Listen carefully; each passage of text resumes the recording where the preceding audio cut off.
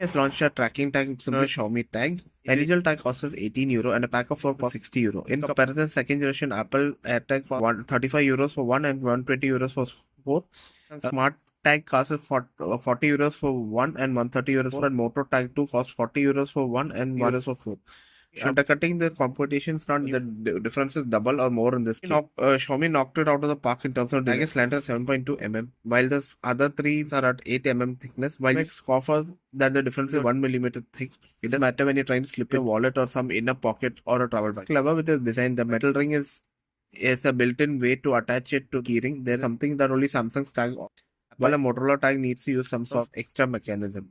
Opening is quite small and you can't put it in a binner like you can do it in a Samsung tag. That's a trademark. The Xiaomi tag is 46.5 mm tall, while Samsung tag is 54.4 mm tall but narrower.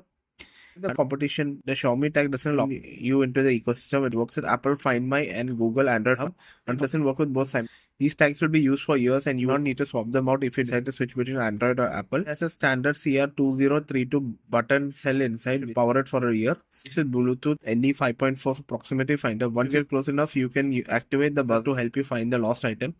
You set the tag to lost mode. This allows you to add contact information for anyone who finds it. They have to tap the phone to read the built-in tag. Now, this feature only works with Apple Find. Rated for IP67.